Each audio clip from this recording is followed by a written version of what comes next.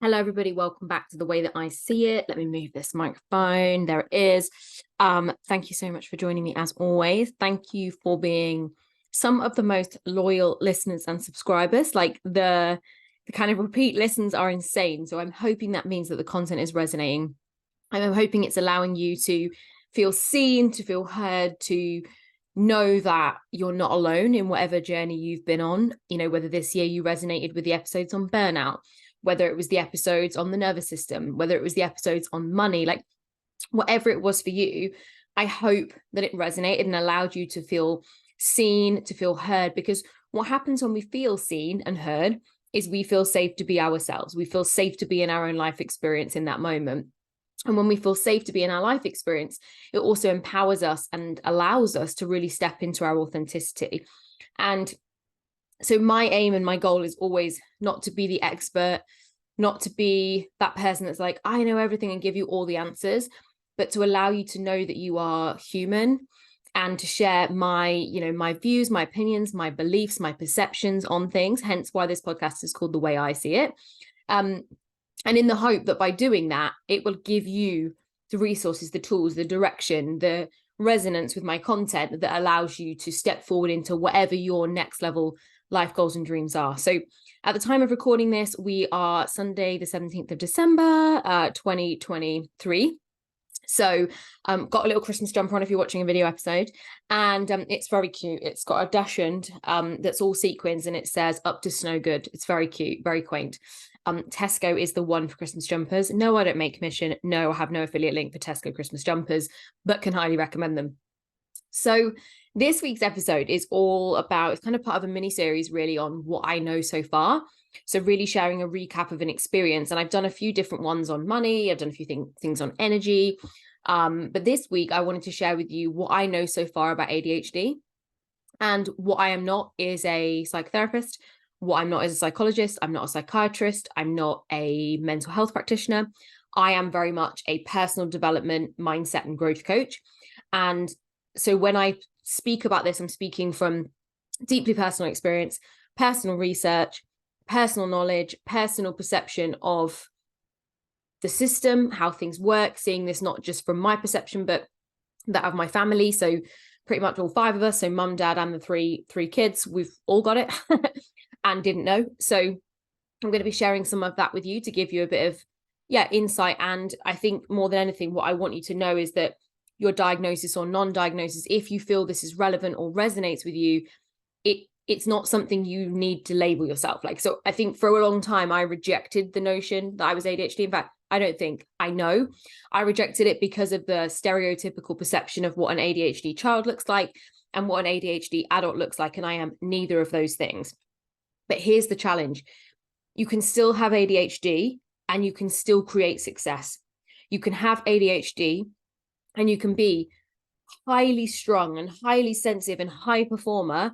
And usually because that is either coming from a sense of a high performing anxiety fueled by the ADHD, or because you have a sensitive nervous system and in your early years, you learned that the only thing that gets people to give you attention, give you recognition, do the right thing was to behave, right? Good girls behave, good girls clean their room, and that's not my parents' parenting style, but you absorb everything, right? And especially teaching. A lot of our young years experience doesn't often come from our parents. It often comes from our education. And this is why a good teacher is worth their weight in gold, especially if they understand neurodiversity, they understand trauma. Like, I wouldn't be surprised if all teachers in future years have to train in trauma therapy, as in like trauma-informed therapy, because you do need to treat those children differently. And so when we are, enrolled into a system that is generic upon generic, if we're also sensitive as a child, we can still have ADHD, but we will internalize rather than externalize. And that's something that feels really relevant to me in my experience. So my sister was very much the naughty, disruptive kid. She was diagnosed with ADHD at a young age. And then for me, I wasn't and I could talk about this in a second. I wasn't in the recognition of having ADHD until I was in my 30s. Because I was the opposite. Good girl, got good grades, worked really hard, very conscientious, great word for me, very conscientious. And that pursued in my whole life until at the age of, 30, I was like 31, 32. Again, I lose the years, guys. that basically in my adult life, I was approaching burnout for like the third time. And I was like, this is ridiculous. And look, there's a lot to be said for self-care. And I talk about what I really believe self-care is in previous episodes, and obviously in my free next level shift training. So if you want to access the free next level training, you can find that at lucysuperfox.com/shifting. It's a free video training on what I think it takes to make next level shifts. So you can find that by visiting that on the website. But so I talk a lot about what self-care and self-care isn't, what it is and what it isn't. But what I have learned is that burnout, when it is frequent, when it is common, when you are sensitive to your environment, when you are easily influenced by your environment because you have a sensitive nervous system. Now, you can have a sensitive nervous system because of birth trauma. You can have a sensitive nervous system because of, life trauma, whether that's capital T trauma, which basically means what me and you, if I say the word trauma, you would think of like a PTSD type moment, something that would fall into that category. But you can also have something called lower T trauma. And lower T trauma is just like the general hardships of life. And as a child, those general hardships of life can be deeply traumatic because they are simple things like, I don't know, maybe your mum got ill and she was away for 2 weeks in your first year of life. I'm just making this up, guys. And in that time, that bond between the mother and the baby is so important. It's so crucial. I never knew any of this. I've learned all of this along the way, guys. And I'm not an expert. I'm not a psychotherapist. I'm a big fan of a guy called Gabe. I can never say his name right. Gabe Mate. Big fan of his work. Read a lot of his books. And that early years, when the relationship and the bond with the mother, or the bond with the primary caregiver, let me rephrase that, the bond with the primary caregiver is broken for some reason, whether that is something that's just like natural in parts of life, like, custody battles, like mum gets sick, like baby is born by C-section and then has to be taken to the ICU, like on that early level. Or it could be something like later on, mum has to have an operation, mum goes back to work early because of finances. All these things can impact a child's nervous system. Now, that does not mean if you've done any of those things, you've done anything wrong. What I'm explaining to you is that those of us who are in our adult life, who feel like this sensitive nerve, this fragment, constantly burn out, up and down, really care about what other people think, look around us every 5 seconds to see what's happening, overthink everything, ruminate, like a lot of that, right, can also be created by a sensitive nervous system that cannot be connected to ADHD. Equally, having ADHD can also create those things. So I don't know if I'll ever know whether I truly have ADHD or whether I truly just have a very sensitive nervous system. I think it's very likely I have ADHD because of my familial situation. But as much as ADHD has genetic tendencies or genetic predetermination, there are a lot of bodies of work that have proven just because it's genetic does not mean it will develop. And here's why. And also, when there's no genetics, it can also develop because it's about conditioning of the nervous system and about the fight or flight state in the body in those early years. And again, guys, not a psychotherapist here, so just giving you some general stuff. Great book to read if you're curious is Scattered Minds by Gabe Mate, right? And so really, you could have both parents have ADHD and have a neurotypical child. You could have both parents, neurotypical and have an ADHD child because of the way that baby comes into the world, the environment. So it's like everything else in any disease or any condition, the environment signals the gene.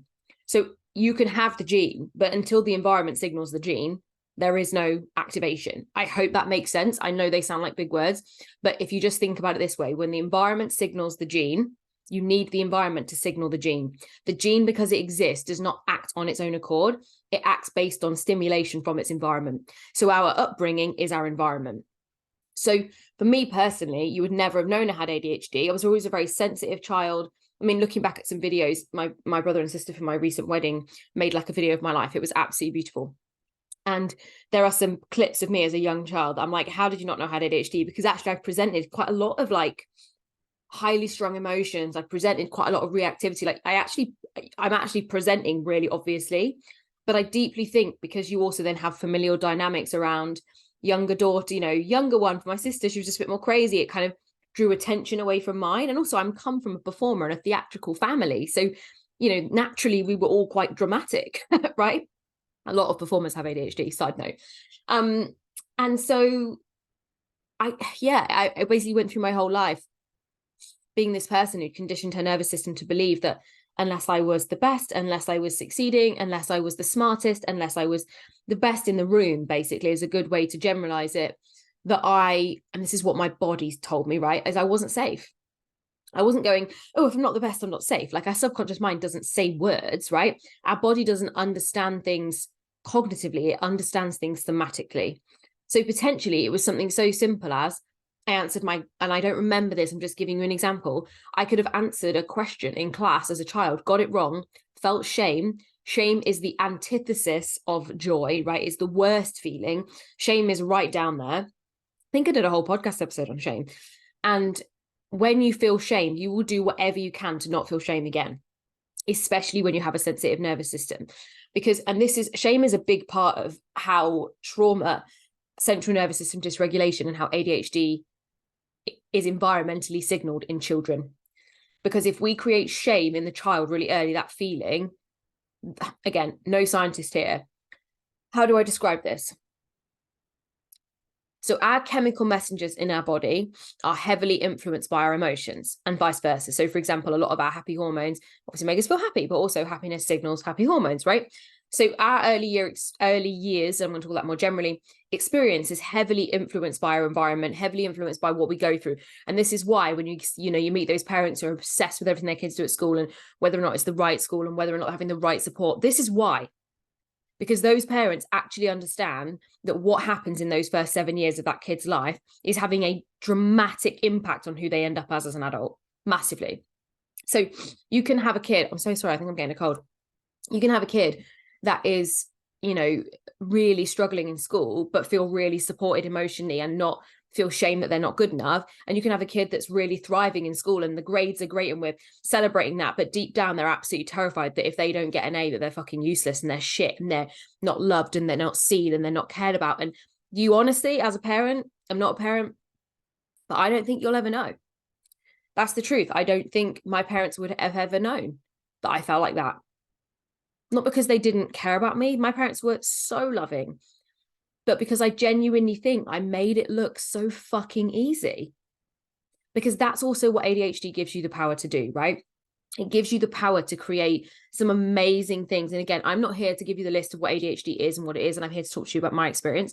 But one of the most amazing things about ADHD is this powerful thing called hyperfocus. And hyperfocus for me has been something that has really allowed me to create some of the most amazing things in my career, because I have been able to expand my energy, right? So the hyperactivity element, whether or not I have that, there's different types of ADHD, but the hyperactivity element has allowed me to get super hyper focused. So I have achieved some monumental goals that never looked possible. Now, you guys know I'm a massive believer in the law of attraction.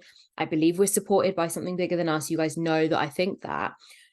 But the difference is I still had to do my part, right? And my longevity to continue to do my part was heavily influenced, I believe, by my high performer created hyperfocus and hyperactivity.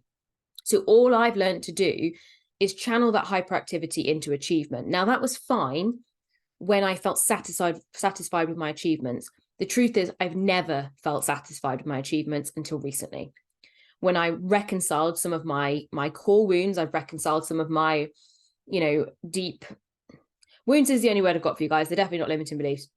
Like my deep core wounds around not being good enough, right? That was driving this need to be seen, this need to be heard, this need to prove, this need to be right? My hyperactivity was basically fueling my wound.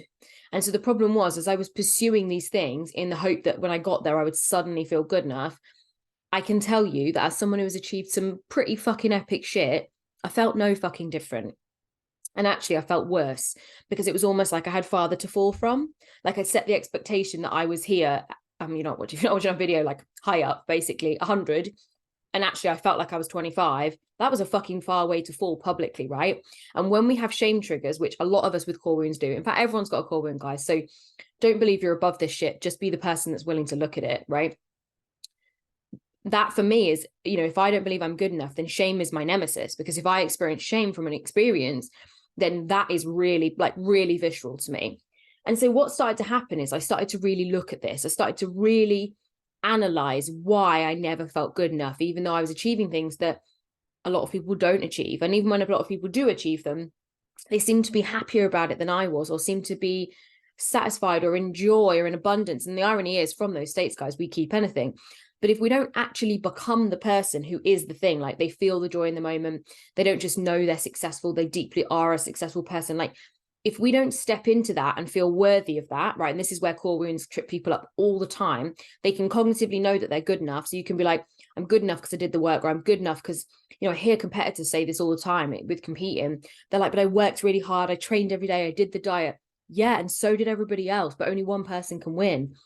If your attachment is to the work, is to the, if I need to get X to feel Y, you'll never feel that.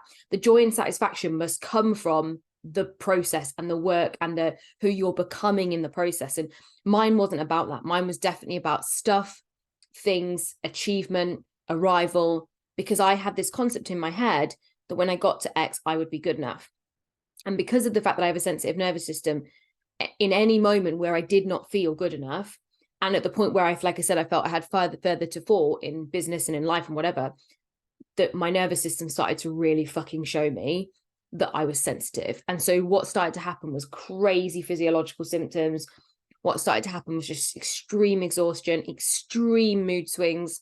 And look, around this time, you know, I've been told some, you know, negative news around my fertility. So I'm not averse to the concept as well. There was a blending of very early perimenopause in all of this. But I recognized that this was just more than someone who's disappointed. I wasn't just disappointed. Like I wasn't just somebody who had achieved something and then felt a bit like they were going backwards and then felt a bit like, oh, that's shit, I'll do it again. Like I did not have the capacity to do it again.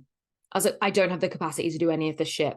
And what started to happen is my energetic capacity, which previously had been generated by hyperfocus and hyperactivity, was like out here, again, like big arms, if you're listening rather than watching. It basically was shrinking, and it was shrinking because I wasn't addressing some of my trauma. And even though I've been doing tons of therapy and tons of work, guys, it's like peeling an onion. You're not like, you don't suddenly with therapy crack it open straight to the middle. Like you would literally boil your eyes out like you do when you cut an onion, right? But instead it's about peeling the layers one at a time. And sometimes there's room for a therapist. Sometimes it's room for somatic and body work and to release stuff through the body. Sometimes it's stuff that I teach, like personal development, mindset growth. And it really depends on what your next level move is, depending on which way you want to go. But my experience was at this point that there was more going on. Hence why I went into the I'm burnt out, I'm fucked, like I wasn't feeling joy. I was feeling flat about everything. I couldn't stick to anything. I couldn't give my attention to anything. The idea of hyperactivity and hyperfocus was gone. Like I was done. I literally was so bored. I felt nothing in my life. And when I started to feel like that, I was like, I know I'm not depressed because I know that I know what that would feel like. And I just do. I've been through so much that you guys will never know, that I was like, this isn't that. I was like, I'm just empty. And it felt like that. It felt very different. It didn't feel like a deep sense of sadness. It didn't feel like a deep sense of like, and look, sure, I do. Do I believe that burnout can lead to depression? 100% I do. No doctor here, but 100%. And so I recognized to do something about it. And I've been working with therapists and I was like, oh my God. Anyway, I actually went and did a lot of my own work. And this is why I think I've been able to progress so quickly, is I have done the extra work. I've read the books. I've understood them. Like I'm a smart girl. I'm not fucking stupid, right? I've read the books. I've watched the videos. And if you're a natural born teacher, you will always learn through teaching. So one of the best ways I've learned everything is through my podcast, through my programs, through my courses, because that's how we learn, right? If you're someone who is an information accumulator, until you have to teach it back out, you have no idea what you know. Sometimes I say things and I'm like, how the fuck did I even know that?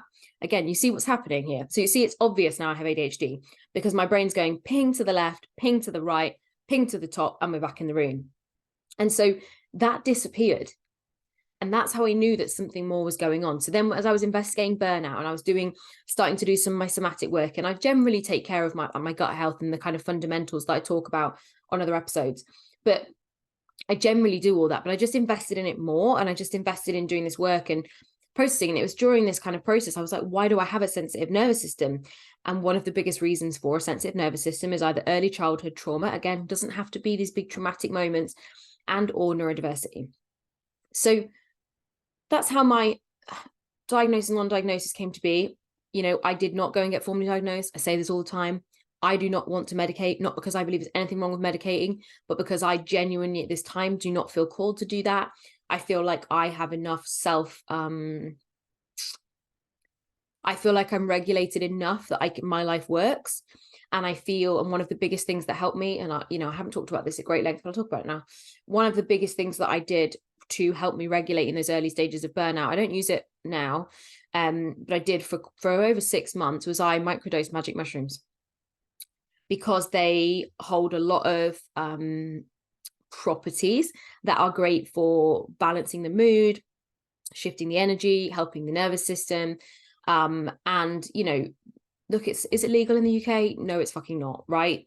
Am I about to go on a trip and start selling drugs? No, I'm fucking not. So I'm just being honest, like, this is what I did. And because I felt the need to regulate myself, but I didn't personally feel like I wanted to medicate. Around this time, I'd also, during kind of my recovery burnout phase, I was able to bring myself with levothyroxine. I do actually believe that my thyroid disorder was created from an extreme physical trauma situation when I was 25. And I think because I never did the work to recover my nervous system, I was just like, let's get back to work, let's get back on it, let's that I never gave my nervous system a chance, or my hormones a chance to re-regulate. So I was kind of reluctant to then medicate myself back on something I just pulled myself off, right? So I think why I share all this with you is there are a lot of high-performing women who are losing joy in their life, who are going through cycles, who are attaching their worth things on the outside of them, and they think there's something wrong with them. In fact, an overwhelming sense of my clients that I've worked with will say, I just don't know what's wrong with me. I just don't know why I can't change this addictive behavior. I just don't know why I can't stop spending money. I just don't know why I can't change my relationship with food. I just don't know why. I just don't know why I can't let go of other people's opinions. I just don't know why. And number one, anyone that asks why a lot is definitely, in my opinion, got ADHD. But truthfully, when we feel that, like, the lack of something, we feel that kind of emptiness, or we're inability to focus, the inability to give things concentration, especially things that aren't necessarily new and novelty, what happens is it's because there's no dopamine attached to it. Like, I refer to myself as a dopamine junkie. I am somebody that is always craving something new, always craving something shiny, always craving something to recreate, because that's when I get my dopamine juices flowing. I'm naturally entrepreneurial, and I've got ADHD. Like, of course I am. And where I've been able to excel with that has been the hyperfocus and channeling hyperactivity. But what also comes with that is not doing all the other shit I don't want to do. Now, I'm in a financial position where I've got a PA and she does a lot of admin for me, the stuff that I always put off and procrastinate.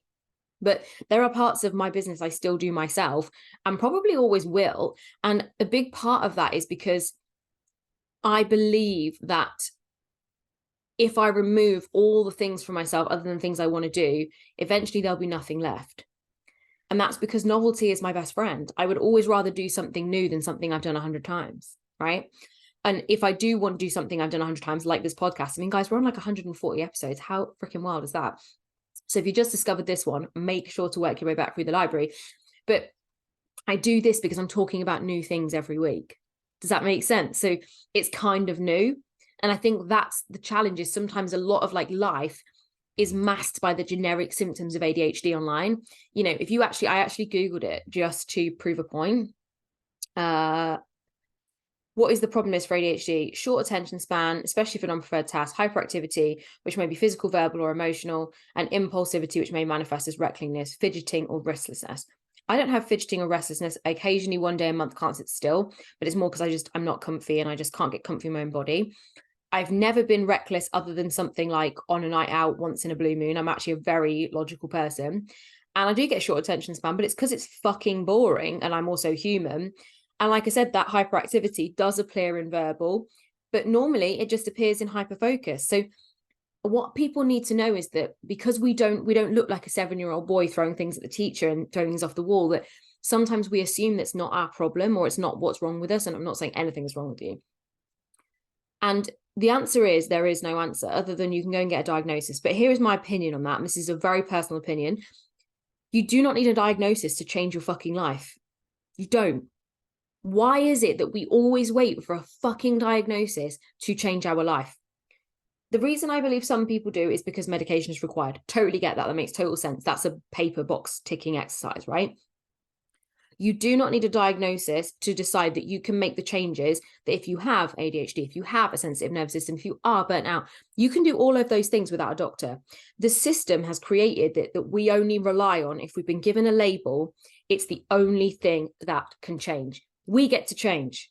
We get to change whenever the fuck we like, and relying on a label to do that. And like I said, unless medical assistance is required, what is the point? What is the point? It's actually a way so that we can limit ourselves on. That's why I've done it. That's why I've not got diagnosed, because I almost don't want to limit myself and have on my medical record limitation as to why I can or can't do something. So I say that with aggression from my personal experience. I think you have to do what's right for you always. I think if it feels like the right thing to do to get, like, I'm not saying don't get diagnosed. Fuck me. That's not what I'm saying at all. What I'm saying is you don't have to have somebody tell you X, Y, Z for you to go change. So if we have a coaching call and I'm like, I really think you're burnt out by the sounds of it. There is no diagnosis for burnout, guys, other than maybe some dodgy blood tests. And even then mine was absolutely fine, right? There isn't a diagnosis that's going to change the work that you need to do to regulate your nervous system, to bring yourself back in line, to bring your energy back up, to bring your passion for your business back, to bring your wealth back up. Like, there's no diagnosis in the world that's going to change that. So what I want you to know is that you do not need a diagnosis to change. Sure, if you feel it's required. Sure, if you feel like it's the right route for you, or it has implications if you don't. But I want you to know that you get to change any fucking time you like. And so many people wait for it all to fall apart to make any changes, or they wait for burnout, or they wait for exhaustion, or they wait for the diagnosis to then make a difference in their life. And I'm like, you are wasting so much time that we do not get back, because you are waiting for somebody else to justify how you feel. And look, I can tell you, when someone else says, you know what, I think you might have a sensitive nervous system, I think you might have ADHD, sure, you feel fucking seen. That's fucking awesome. I did feel super seen when I said to a few people and they were like, yeah, that makes sense. I was like, okay, cool, I'm not crazy. Beyond that, I was like, cool, I'm going to go do this myself. And I am not saying that not doing it by yourself there's anything wrong with that. What I'm saying is, when you're then getting the support, when you're then speaking to the doctor or having the help or got the psychotherapist or whatever it is, do your own fucking work. Do your own research. Go back, research why you might have developed ADHD. What environment signaled your gene? What did you go for as a child? Like, one of the things I get a lot of my coaching clients to do is to go back, and if they have living parents or living siblings, is to go back and speak to them about what they were like as a child. For two reasons. Number one, not about behavior so much, but about who they were. So to help them rediscover their authenticity, because I think a lot of the time we lose ourselves in the, I need to be good enough, I need to be seen, I need to be validated, blah, blah, blah, in the world. And the second reason is because actually what you'll find is they will say things that you never knew you were, that will likely pinpoint the fact that you had ADHD, or you had a sensitive nervous system, or you were a sensitive kid, or whatever, right? And you can also ask them about experiences in that kind of first few years that may have impacted you. And that will allow you to go, cool, this is great. I now understand why I am the way I am. Guys, I don't actually have a box ticked so I can go, this is why I am the way I am. And the likelihood is, because I had an undiagnosed set of parents, they were responding and parenting from an ADHD perspective that was then signaling me to behave in the same way and to modulate my behavior based on them, which was leading to me not trusting myself, which was leading me to a dysregulated nervous system, which then signaled the gene, right? So a long way of saying, you can get all the way to the end and be given all the answers. It won't change how you feel right now. What will change how you feel right now about who you are, where you're at, your lust for life, your passion, your determination, your focus, your creativity, is healing. And even if you don't know what you're healing from, it doesn't matter. Because when you're doing, there's a difference. So I am very much a mindset coach, a growth coach. I am very much give you structured programs. You either work with me one-to-one with those programs, or you work through them by yourself. And I give you those programs because they're a journey that I've experienced and then also tweaked and refined as I've worked with clients based on, oh, actually, I think that module could have been before that one, blah, blah, blah. So I have created these to allow you to move through these processes because they're journeys I've been on. However, there are parts of those journeys where I go to tell you to do your own work on X topic or Y topic. If you are not self-led enough to go do those things, right? If you actually then, so you've paid for a coach, you've taken that action, I've said to you, go do these things. I can't change your results. Only you can by going to do your work. So what I'm trying to say about the whole diagnosis moment or finding out about your past moment is simply because you can have all the fucking information, but information doesn't change anything. Knowing things doesn't change anything. It maybe makes it slightly more aware. Maybe you start to change your behaviors 1% here and there. But if you actually want to create next level change in your life, which I'm guessing you do, or you're probably not listening to my fucking podcast, you've got to be the person who is willing to change without the answers, who's willing to heal regardless. So when you sit and go through, I don't know, the modules of my 6-week shift program, I don't ask you what you were doing when you were 4. Like, I ask you how you feel right now and why you think you feel that way, and from the situations you've recently went through, and how can we reframe those, and how can we heal those, and how can we let go, and how can we set new intentions, and what do we need to do in our body, and right. But whilst doing that, you're going to be healing years and eons of trauma. And I use the word trauma in inverted commas, capital T trauma, lowercase trauma, life experience, right? All of it's trauma. You're healing from the life experience you've had in order to design the next one. But truthfully, if you change nothing, it's one of my favorite phrases. If nothing changes, nothing changes. Don't allow yourself to be a victim to any diagnosis, to any circumstance, to any situation that allows you to stay fucking stuck. Don't do that. Like, you wouldn't be here listening to this podcast if you were somebody who didn't have what it takes to take life to the next level. It's impossible. I do not attract people into my environment who do not want to move their life forward, whether it is out of low financial place into abundance, whether it is out of low confidence into high confidence, whether it's about feeling stressed and low and there's a lot going on into calm, relaxed and safe. Like, to someone who feels like they don't know themselves and trust into authenticity, like, you wouldn't fucking be here. You wouldn't. So with that in mind, why are you waiting to change? What are you waiting for? Because here's the thing. Let's say you go get an ADHD diagnosis. I'm all for it. My brother and sister are diagnosed. You know, I honestly think for some people it's absolutely the right thing. For me, I didn't feel called. That doesn't mean shit about whether or not you should do it. That doesn't mean you wait the 18 months to get the fucking diagnosis on the NHS, if that's the route you go, and don't change anything. In that time, do your growth work, do your healing work, change your food, nourish your nervous system, start healing, start regulating. And then by the time you get to the diagnosis, they're like, cool, yes, you are. Do you want to have this medication, or actually you are, but you don't need to have medication if you don't want to. You're like, cool, actually, I'm feeling really fucking good. I'm not going to ram a load of chemicals down my throat that I'm going to be addicted to for the rest of my life. Do you see what I mean? Why do people need to wait to be told what to do by somebody who hasn't lived your life, who doesn't know what it's like to be you? So there are teachers out there, like I'm a teacher, doctors are teachers. We're there to give you information, to impart wisdom, to coach you through a journey, depending on what the conversation is.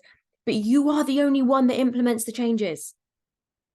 It would be like a client signing up to one of my coaching programs, not doing the coaching program, and they're not getting any results. I'm like, well, duh. You can buy a gym membership in January, honey. If you don't fucking go, nothing will change. So don't wait to be told this is why something is. And this is one thing, you know, my word for 2024 is curious. Be fucking curious. Ask questions, find out more, Google, get books, learn stuff. Don't take everything you read with like, oh, that must be me. Like, that's not what we're doing here. And sensitive nervous system people, we love a little bit of self-labeling and self-diagnosis. So just as you read this stuff, be like, wow, that's really interesting. That's really interesting that ADHD high-performing women feel like this. That's really interesting that when you are really stressed, ADHD sometimes presents like this. Like, get curious. We've got to stop putting your happiness, your mental safety, your emotional safety, your growth in the hands of people that give no fucks about you. You've got to work with people that feel aligned to you. You've got to read books that feel like they're where you're at right now. Stop looking at other people who've never been in your situation. This is why you should listen to podcasts. I'm shoulding you right now. I'm sorry. Why you could listen to podcasts of people who've been through what you've been through, or watch their YouTubes or whatever. Because at least then you know, I'm not fucking mental. You're like, okay, great. I've read this, I've listened to this person, definitely. Oh, we don't have that in common. We don't have that in common. But you know what? She said that and that made me feel really good. Or he said that and made me feel really good. But what we do so much in this country as Brits, if you're American, listen to this, sorry, but our healthcare system is, what? Is we go, the only person that knows is this person over here. And the truth is, that's just not the case. Like, people who've been through your experience can share their wisdom. You can take their wisdom. You can take what the doctors tell you. You're the one who has to do something with it. So if you change nothing, nothing changes. So you can be sat there thinking right now, fuck me, I've definitely got ADHD. I definitely have some wounds and some stuff I need to deal with. I definitely right? You can have all of that, but just knowing that doesn't change anything. And this is why I've been so reluctant to talk about this at great length, because I'm not an ADHD coach. I don't want to be one, right? I want to be a coach that helps people heal and grow through their shit. I'm not a therapist, so we're not going to talk about stuff that's therapy based, right? But I am going to point you in the right resources if my programs and tools aren't the right thing.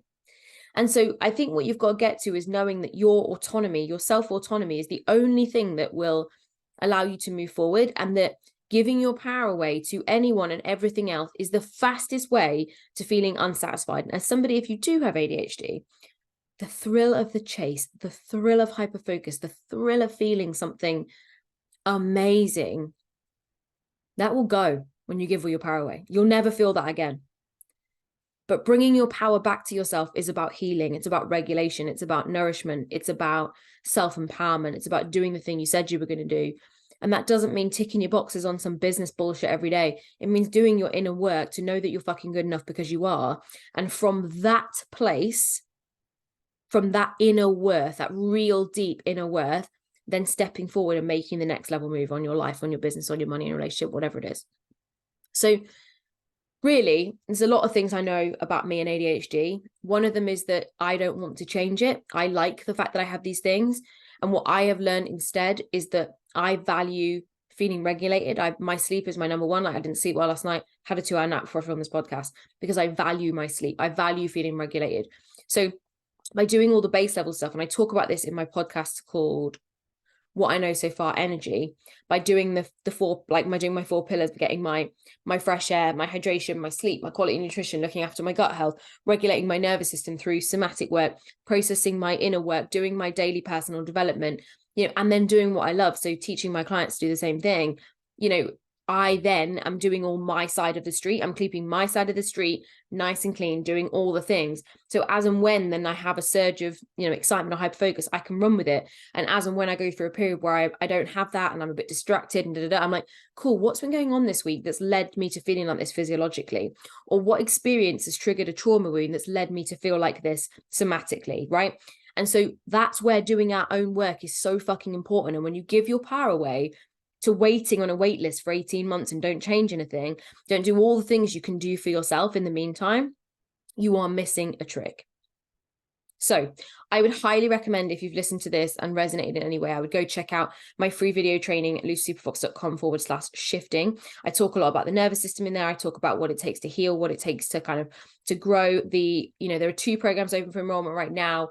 One is the Becoming program. This is really the program about healing, about kind of self-nourishment, self-regulation. It's about taking care of oneself. And it's about then really how, I love this word, it's the metamorphosis of how healing then leads to manifestation. I think it's quite a unique course. I don't really know any others that do that. Healing through to manifestation. And then the 6-week shift is kind of a 6-week intensive, although I did find my clients did love having a call every other week after we got past module 2. So we built a bit of relationship, module 1, module 2, and then I think we spread them out a bit, and I'm totally open to that. But it's 6 modules. So 6 weeks, 6 modules, intensive program that's really about stepping into your authenticity and power. So this is really, we do some, discovery work, we do some kind of peeling back the layers, but this is really about giving you the strategies and tools alongside doing that inner work to be able to take things to the next level time and time and time again. And, some of the testimonials I got back this week are just life changing. Like, to read them, I'm like, yes, yes, yes, yes, yes. So if you want to be one of them, you can check out the healing course, which is called Becoming, at lucysuperfox.com/confidence. And if you're ready, you want that kind of one-to-one accountability to work with me on a coaching program, the 6-week shift is open for enrollment now. At the time of recording this, we have 7 spaces left. And you can see that by going to lucysuperfox.com/6. And at the time of recording, there is a 5-month payment plan available. So financially, if you're like, there is ability to pay that off over 5 months when the content drops in January, and we kick the calls off from mid-January. So I hope this episode resonated. I feel like people will take it one of 2 ways. They'll either feel like, and here's the thing, if you took this podcast episode and made it mean that I was saying something bad about you, that's your trauma work to go do. That's your trauma work, because I have learned that whenever I'm activated, and there's a word that's used way too much at the moment called triggered, like whenever I'm activated by something or something pokes at me, I'm like, that's the thing I need to go look at. So if I have activated you or triggered you today, then I want you to know you're safe, you're seen. Your feelings are totally valid. I am not an expert. I am not the right person, but that's the thing you need to go look at. You need to go look at why that did that to you, because that is really your lesson on where to go next. So I love you all so much. Thank you so much for joining me. I will do a Christmas episode. TBC, if you're an avid weekly listener, obviously it's Christmas Day next Monday. So I might not drop it on Christmas Day. I will see. I'll drop a Christmas episode for sure. I'm also doing a vision board workshop on Wednesday, the 20th of December, 2023 on my Instagram at Lucy Superfox. I'm doing a live vision board workshop at 8 o'clock. So if you are somebody right now that wants to maybe really channel in your visions, you really want to kind of line up for next year in a whole other way, then that would be a good one to join. And like I said, you can find the free training at lucysuperfox.com/shifting. So I hope that's resonated. I hope you've loved it. I will be dropping a Christmas episode ready to get you prepped for 2024. And then I cannot wait to share with you some new stuff, a little rebrand to some social media, an update to the website, some cool stuff. And obviously currently closing, I'll be closing the launch in January for the 6-week shift. So if you want to get on that program, if you want 2024 to go to the next level, then make sure to enroll as soon as you can. So have the most beautiful Christmas if listening to this at the time of recording, and I'll see you all soon.